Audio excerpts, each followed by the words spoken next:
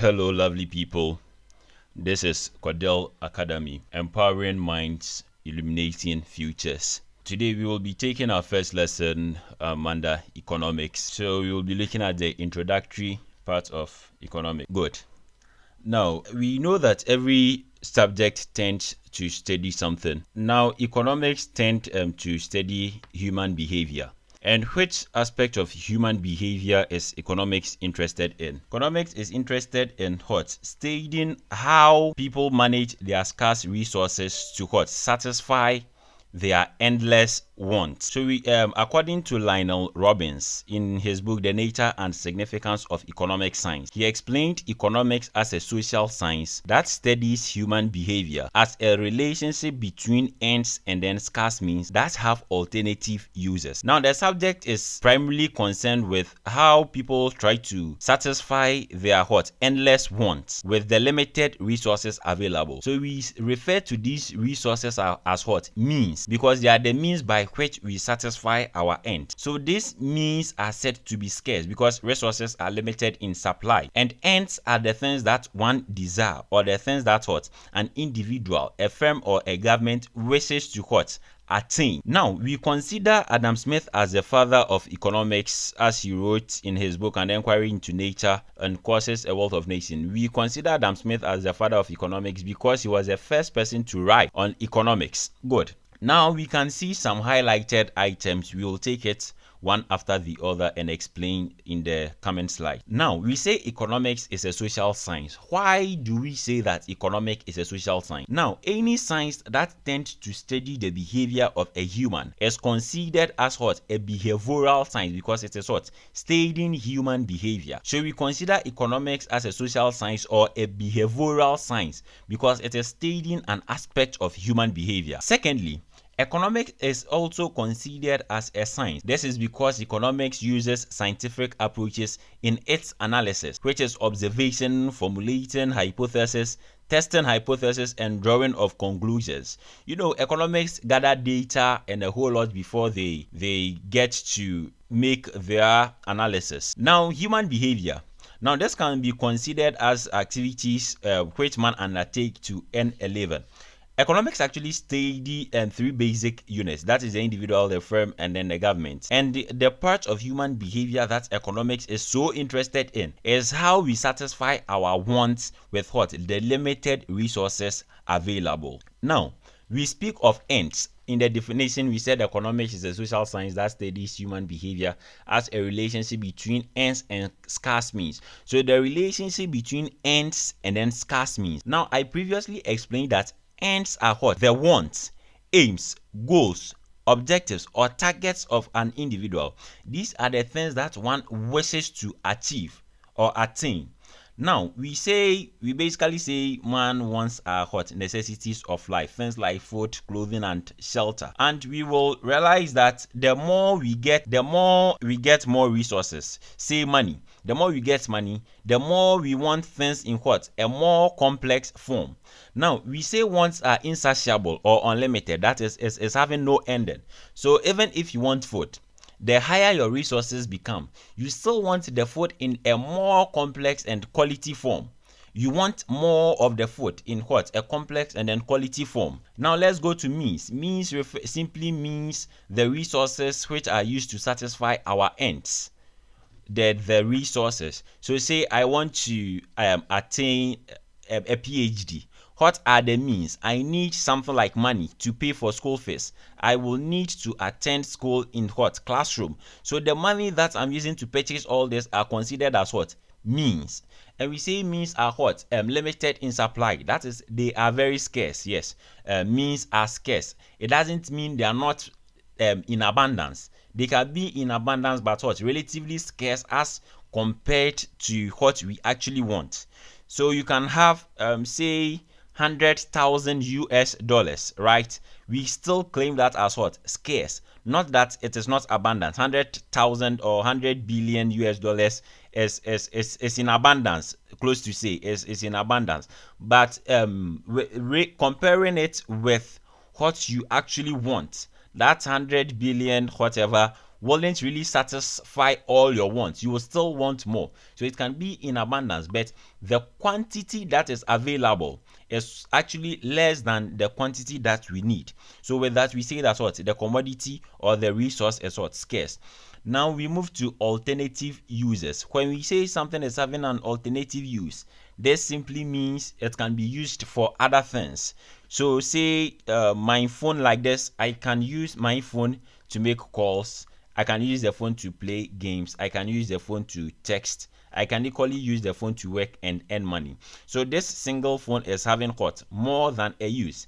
This is a characteristic of resources. Every resource can be used for what? A different thing. Now we look at the difference between an economic good and then free good. Now, the name free good actually gives you what we are trying to talk about. We are basically looking at goods that are free. Now, we say free goods don't command price. That is, they have no monetary value attached to them. Secondly, we say they are in abundance. They are also free gifts of nature. That is, no human contribute to its production. Taking oxygen or air as an example, you realize that air is in abundance to the point that you wouldn't even sacrifice it for anything. Everyone is breathing, yes, still there is air in the system. Now, you can't tell me that human beings produce air. We don't. There is no cost, or human beings don't contribute to the production of air. It is a free gift of nature. We came to meet it. Now, it is non-rivalry in use. What we mean by saying it is non-rivalry in use means there is no competition in the usage of free goods. It is in abundance that everyone can equally get access to it. Take the air again as an example. Now, you wouldn't hold your breath for someone to breathe. You get it? You wouldn't hold your breath. You won't stop breathing for you to let someone breathe because you say air is scarce or something. You get it? But because it is in abundance, everyone gets access to it without competing for it. Now, there is absence of opportunity cost. We will get to conditions where opportunity cost is zero, but it is a characteristic of a free good, or it is a quality of a free good. There is an absence of opportunity cost because you don't sacrifice free goods for something. You wouldn't say I'm stopping, I have to stop breathing so that I use the air that I'm supposed to breathe for a different thing. Now let's speak on economic good. We say economic goods are goods that command price, and if they command price, basically they are scarce and they are rivalry in use. That is, there is competition in the use of economic good because they are scarce. So if one person is having it, or if one person is having access to it, it limits others from getting it. So there is competition. Everyone wants to get it. There comes the competition. Now we speak on micro and macroeconomic. Now when we talk about microeconomic, we are looking at what? The branch of economics which deals with small units within the economy. The small units within the economy. So we say microeconomics help in what? Making policies.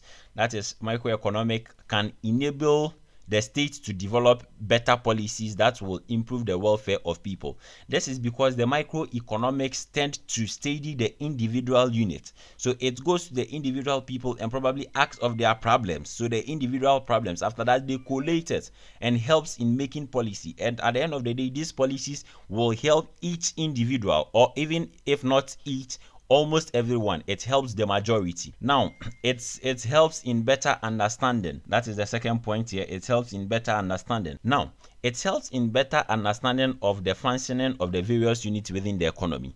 Because this is micro and it studies the smaller units. It is the smaller units that come together and make the whole. So if you get to know the smaller units, you really understand the functioning of what? These individual firms. Now, development of economics tool. The study of microeconomic help in development of sound economic tools used for interpreting economic problem. Now, microeconomic is having limitations, and the first one is unreliability of data which is mostly driven from the use of microeconomics principle, are not always reliable for the same unit. Now let's speak about macroeconomic. Macroeconomics deals with larger units within the economy, and you will attest to the fact that macroeconomic help in fair distribution of income. That is, macroeconomic help ensure incomes are fairly distributed. Wealth of the nation is not concentrated in the hands of few people. Secondly, there is price stability in the study of macroeconomics. Yes, that is, price stability is obtained in macroeconomics by minimizing price disturbances in the economy.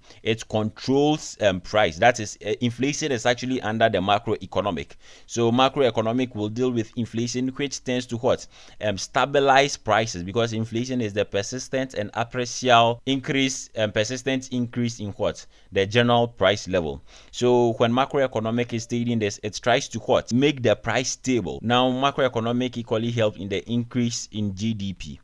That is, the study of macroeconomics has resulted in the increase in GDP, leading to economic development. Now we have limitations. The first one is grouping of data. Now, data is mostly grouped to be the same without considering the particular nature of each component of the economy. And statistical problem, it makes statistical data difficult to analyze due to the grouping of macroeconomic variables. Now we will move to the next slide. That is the economic problem. And if we speak of the economic problem, we are talking about scarcity and choice. Now, the primary concern of this field of study is how man deals with the fundamental human problem, that is scarcity, and choice, as he attempts to satisfy his infinite wants. Now, scarcity is the condition of resources being limited in supply, or better still, insufficiency of resources to satisfy the needs of an individual, firm, or government. Now we say that all resources that are used for satisfaction of human wants are scarce. This is because the available resources, the resources there, is insufficient to satisfy human wants. Previously we said ends, which is man wants, are unlimited and means are limited. Now we have unlimited wants and we have what? Resources to satisfy them. Hence, these resources are not sufficient enough to satisfy all these things that we want.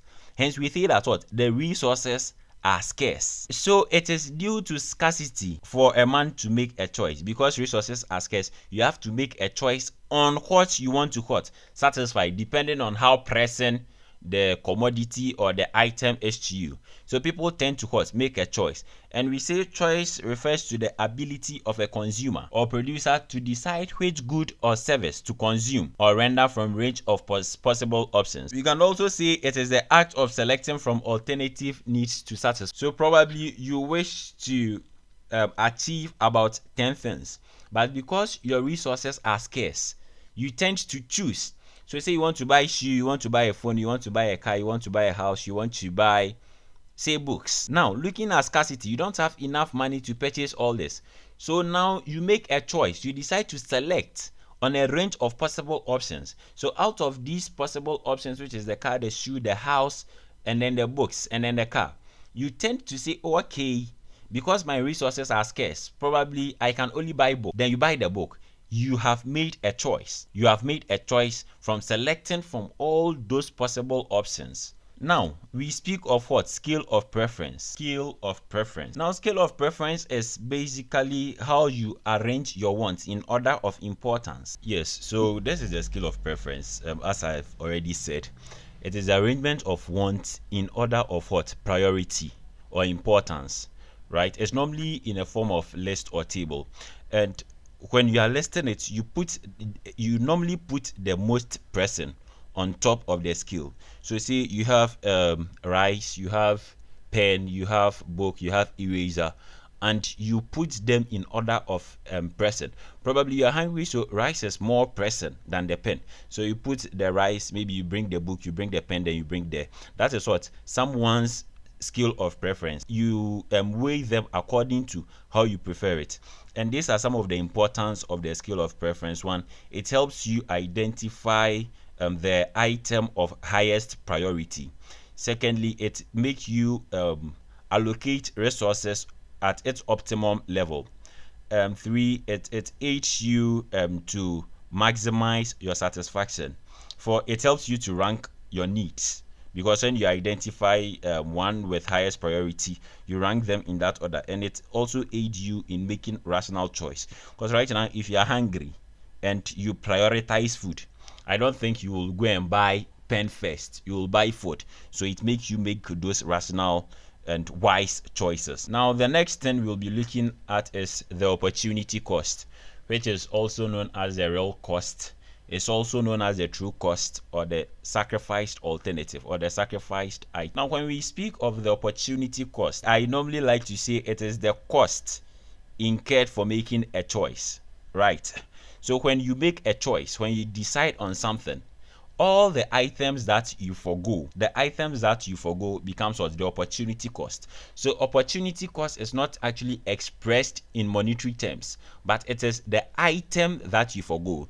So say I have a commodity A and then commodity B, and each cost 10 cedis or $10, and I buy commodity A, then commodity B becomes my opportunity cost. So when we speak of opportunity cost, we are talking about what? The want or alternative that is foregone in order to what? Satisfy another want. This refers to the want or alternative foregone in order to satisfy another want. Yes, so anytime a choice is made, a cost is incurred due to unlimited wants against limited means, and that is the real cost. That is the real cost of the choice you've made. So say you want to eat rice or you want to eat beans. If you decide to go in for the rice, then the beans becomes what? Your opportunity cost. The beans that you've forgone. The beans is what? The item that you've what? Sacrificed. The beans is the alternative that's what? You've sacrificed. And that is what? The real cost, or the true cost, or the opportunity cost. Now, these are some of the advantages of opportunity cost to the individual, firms, and government. For the individual, it helps them make right choices among their many wants. It also guides the consumer to know how best to use his resources. To the firm, it helps firms to choose the line of production, and it also assists the producer to decide on the best method of production. And to the government, it helps the government make right choices regarding to the project it must spend its scarce resources on. And also, it helps countries to decide the commodities to buy or import, and from which country it must be imported. Now, this is just an explanation of the opportunity cost. So while money serves as a common denominator in which all costs are expressed, the amount of money paid is not the real cost, but rather the alternative good or service which the buyer would otherwise spend the money on. Assume commodity X and Y cost 100 cedis each, and an individual is having 100 cedis. If he prioritizes X more than Y, that is, if he buys X, and then the opportunity cost will be Y. This is what I explained, that if there is rice and beans and you choose to buy the rice, say they are all $100 or 100 cedis, and you choose to buy the rice, then the opportunity cost of you buying the rice is the beans, because beans is the item that you've forgone. So the beans become what? The opportunity cost. Okay, so this is an example, an illustration. So we have item A, E, C, B, and D. And these are the price: 10,000, 3,000, 4,000, 3,000, and then 6,000. And this is what? Someone's scale of preference. This is somebody's scale of preference. So he's listed the items in order of importance. So A is more important, then E, then C, then B, then D. So right now, if a consumer has 10,000 cedis, you realize that what? The consumer will buy, where's my, so if a consumer is having what? 10,000 cedis, the consumer can only buy what? Commodity A, right? The consumer will buy commodity A. And now, because he's having 10,000, now this is how the opportunity cost is expressed. If he gets another 10,000, or if he didn't buy the commodity A, then he would have bought what? Commodity E, C, and then B, because these are the next item that will what? Cost 10,000. So his opportunity cost is what? E, C, and then what? B. E, C, and then B. Because after buying the A, which is 10,000, which is equated to his income, if he gets another 10,000, these are the next three things that he would have bought. But because he's constrained by what? His income or budget, he can buy only A. And then E, C, and then the B becomes what? His opportunity cost. Now, secondly, if he was to have 13,000, then he would have bought what? So if he's having 13,000, he would have bought what? Commodity A and then commodity E, right? And this will make him not to buy what? Commodity C, B, and D. Because if you add commodity C's price, B price, and then the D price, you get that 13,000. So when it is expressed in monetary terms, you look at what? The prices. You look at the person's income and then the price. So if he's having 10,000, he can only buy A. If he gets another 10,000, he would have bought E, C, and B. So E, C, and B becomes what? The opportunity cost if he's having 10,000 cedis. And if he's having 13,000, he will buy A and then E. Then C, B, and D becomes what? His opportunity cost. Now we have conditions where there is no opportunity cost. That is to say, opportunity cost is what? 0, meaning there is no opportunity cost or there is nothing to sacrifice. So the first point is when resources has only one use, or when a resource has just one use. This means that if one has no alternative to the commodity to be purchased at a given time, opportunity cost will be 0. So we have specialized machines. I don't know a lot, but we have a specialized machine. Say a microphone. A microphone is used for you to speak into it, for the speakers to project. So right now, what will you forgo the usage of microphone for? You can't forgo the use of microphone to maybe say you want to use it to cook, or you want to use the microphone to what? Play music. So this rendered the opportunity cost of specialized resources that can be used for just one thing. Its opportunity cost will be 0 because there is no sacrifice to be made. You wouldn't forgo the use of microphone as in you speaking in for a different thing. So the opportunity cost for, say, a microphone, which is what? A specialized product, is having just one use. The opportunity cost will be 0. Secondly, when resources are in abundance, that they can be used to obtain simultaneously the number of items needed at a time. With resources being abundant, normally I talk about air, the air that we breathe. It is in abundance to the point that you wouldn't need to sacrifice the use of air. Say, okay, because I want to breathe, or if I breathe, then maybe I can't use air for this thing. You can be breathing and at the same time using oxygen for other things without sacrificing oxygen because what? It is in abundance. Now we go to the production possibility curve or the transformation curve. When we speak of the production possibility curve, technically it is just a curve showing the production possibilities of a country, basically. Now, this is a curve that shows the maximum attainable combination of goods and services a society, economy, or individual can produce given its resources and level of what? Technology. And with the possibility curve, we assume only 2 resources can be produced as at a time because of the graph. The graph constrains us from including other commodities because the graph is what? Made up of just 2 axes. Good. So what are we talking about when we say production possibility curve? We are looking at an economy where they've employed all the resources and they've brought the technology available. Now, we look at the maximum combinations of two goods that can be produced. So we have possibility A, B, C, and D. Then say the country can produce pen and then paper. Then we look at the maximum possibilities. Maybe if we are producing 10 pens, then we can produce maybe 20 units of what? Books. If we are producing no pen, maybe we are producing 100 units of books. So the production possibility curve is a curve showing the maximum attainable combination of goods and services a society, economy, or individual can produce given its resources and technology present. So now we have what? 2 commodities. This is possibility A, this is possibility B, this is possibility C, this is possibility D, this is possibility E. Now this is what you see here is what? The production possibility curve. This is the curve. This is a production possibility schedule. So this is the curve, this is a schedule. Now let's speak on the production possibility schedule first.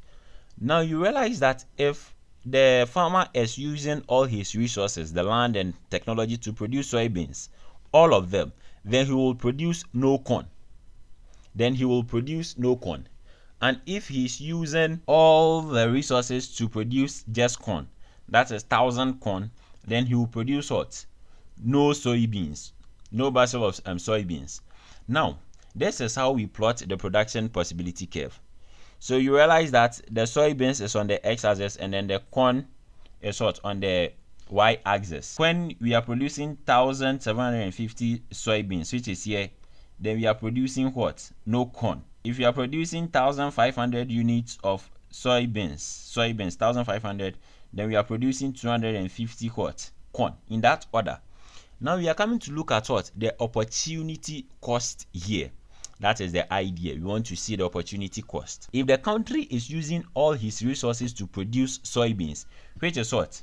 1,750. If the country is using all his resources to produce 1,700 soybeans, meaning he is producing what? No corn. He's producing no corn, which means that what? The farmer is foregoing the production of what? 1,000 bushels of corn. So the opportunity cost of producing 1,750 bushels of soybeans is 1,000 what? Bushels of corn. Secondly, if the country is to produce 1,000 units of soybeans, if the country is to produce 1,000 units of what? The soybeans, then he is now producing 750 soybeans. So we ask, what is the maximum production unit, or what is the maximum unit that he can produce? You realize that what? He can produce 1,000 units of what? Corn. So you subtract the 750, which is the current production, from 1,000 to 750. So 1,000 minus 750 will give us 250. Yes, that is 250. So you realize that at this production, when the farmer is producing 1,000 units of soybeans, then the opportunity cost is what? The corn's 1,000 minus what? 750 of the corn, which is what? 250. So 250 becomes what? The opportunity cost. Now let's read the question. Last year, this farmer produced 1,000. This year she wants to. So last year, this farmer produced 1,000 bushels of soybeans, meaning he was producing here. So this year, the farmer is what? Producing 1,000 bushels of soybeans. And this year, she wants to produce 1,005. So he wants to what? Increase the production of what? Soybeans. Assuming no change in resource or technology, what will be her opportunity cost? So you realize that when he is producing 1,000 units of the soybeans, he was producing what? 750 units of corn. But right now, he wants to increase the production of what? Soybeans from 1,000 to what? 1,500. And you realize that what? The soybeans is increasing, meaning you have to forego a unit of what? The corn. So right now, the production of corn is what? 250. So he has cut down the production of corn from 750 to what? 250. So the difference will give us what? The opportunity cost. 750 minus 250 will give us what? 500. So the opportunity cost is what? The D, which is what? 500 bushels of corn. Now, we have reasons that can make the production possibility curve. This is the production possibility curve. This is the curve. Let me circle it so that you see. This is the production possibility curve. These points are what? Attainable points. These are what? The production possibilities of the what? Firm. So any line here, sorry, it might not be so perfect. So the brownish or orange line is what? The production possibility curve. Now, points here, the place I've labeled X, that is points above the production possibility curve, is unattainable. So any area at X is unattainable. And anytime people are producing within the curve, say this area, this whole area, the Y area, it is considered as what? Inefficient. So anytime you are producing within the curve, we consider your economy as what? An inefficient economy. But mind you, we have stages, or we have times that what? The production possibility curve will shift outward. So it can what? Shift outward. That is an increase in the production possibilities. So what are some of the reasons that leads to what? An increment or a shift outward of the production possibility curve? First of all, we will talk about technological advancement. So anytime there is improvement in technology, it leads to what? More efficient production processes, allowing for what? Increased output with the same resources. So anytime you advance your technologies, you tend to what? Produce more with the same resources that you have. Secondly, increased in labor force. So growth in the population or an increase in labor force participation rate can expand a nation's production capacity. Third point is education and skill development. The more you are being educated or the more you are being trained, you become more skillful. And the more you become skillful, you enhance productivity, contributing to a rightward shift in the production possibility curve. So with the same resources, you could still produce more if you become more skillful. Now, discovery of new resources or resource discovery. Now, the discovery or improved utilization of natural resources can boost a country's production possibility curve. So, assuming a country like the US, say they have no idea what cocoa is, and now they go and discover cocoa. What happens? It tends to increase their productivity, because cocoa is a new resource that they've discovered, and they could add it to the old resources, which will boost the production. The fifth point is infrastructure development or infrastructural development. Better infrastructure, including transportation and communication systems, reduces production cost and increases efficiency, leading to a rightward shift in the production possibility curve. Now, reasons why economics is studied. Most people don't really know or appreciate the reason why they are studying economics. People tend to study economics because they feel it is economics, and probably they've heard people read economics and they become this, they become that, and they become that. So they pursue economics in order to follow people's dream, but they don't actually know the reasons why they are studying economics. One, it prepares the individual for future life, that is employment. So you want to become an economist, you want to become a governor. Economics can, maybe you want to become a teacher. Yes. Economics can prepare the individual for the future life, that is employment. So when you study economics, you become endowed with knowledge, you have the wisdom, so you could go in for certain profession or certain career opportunities that you want to follow. Secondly, it equips the student with basic tool of economic analysis. You get to learn a whole lot. You get to know graphs, you get to know about data collection, you get to know about the bar chart, and when you advance, you get to know about complex curves. Yes, which helps you in making analysis about economics. Now, it helps in the management of scarce resources. Yes, with all those scarcity that we've learned, with all those opportunity costs that we've learned, it will make you so rational that you learn how to manage your resources. You try to know what is more important to you. You try to know what is more pressing, and you work towards that. So if you have 10 cedis and say beans is more pressing to you, you will buy the beans, and you won't buy the rice. So it helps you manage the scarce resources. Okay, let me use this quantity of goods and let me save this. All this is economics, and it creates the power of critical thinking in learners. After reading economics, you tend to be a critical thinker. You tend to try and understand things before you speak. It makes you think very wise. You become critical thinker, and it helps to develop objective-minded individuals. Also, it helps you in achieving maximum satisfaction from resources. So these are some few reasons why economics is studied. Okay, so we are done for the first part, and we've actually covered a lot. We started with what economics is, the definition of economics. We looked at some of the basic concepts in the definition. We spoke about them. We spoke about ends, we spoke about means, and we explained what alternative uses are. We differentiated between economic good and then free good. We looked at microeconomic and then macroeconomic.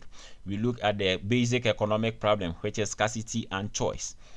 We continue by defining scale of preference. We spoke about opportunity cost, and it's important to the individual, firm, and government. We spoke, yes, opportunity cost. We look at conditions where opportunity cost is zero. We spoke about the transformation curve or the production possibility curve. Yes, we did examples, and we look at situations where the production possibility curve can shift outward. We finally ended with the reasons why economics is studied. I believe you've gotten something, and in case you don't understand anything, you can just contact this number. And text me with your problem, or just leave a comment in the comment section.